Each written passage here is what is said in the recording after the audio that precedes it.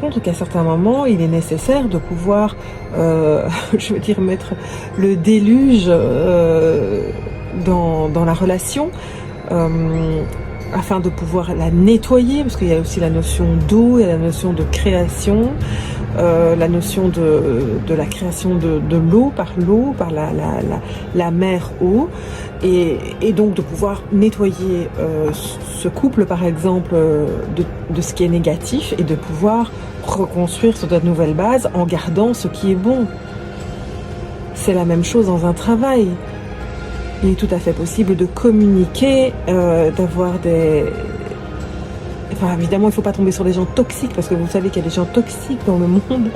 Vous pouvez très bien tomber sur un chef ou une chef ou un conjoint abusif, donc qui ne respecte pas effectivement ces fameuses limites et qui ne va pas respecter même ce nouveau contrat. Donc vous aurez beau faire de nouveaux contrats avec ces personnes, eh bien vous n'arriverez jamais. Il y a des personnes qui ne changent pas. Donc on a beau faire le déluge, on a beau avoir un conflit important, on a beau essayer de remettre dans la médiation, de discuter, etc. Avec certaines personnes, cela va fonctionner, avec certaines, ça ne va pas fonctionner. Donc la carte d'Ishtar qui nous dit « Mettez-vous vos limites et aimez-vous suffisamment », ça ne veut pas dire qu'il faut pas être flex. Ça veut dire qu'il faut simplement, à un moment, savoir dire « stop », savoir dire « non ».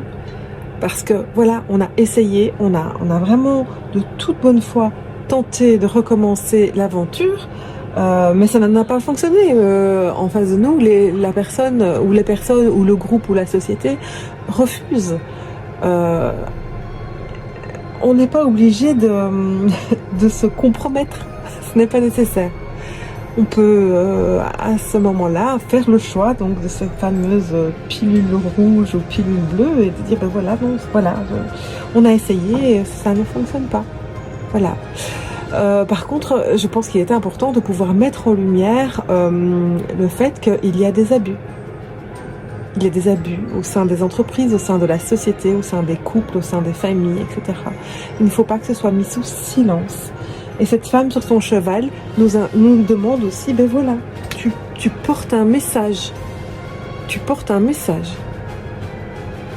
Il est important que tu le portes par ta voix, même par ta paix, par ta bienveillance, mais ne te tais pas. Tu as un message à transmettre. Moi, je trouve que c'est vraiment une très très belle carte.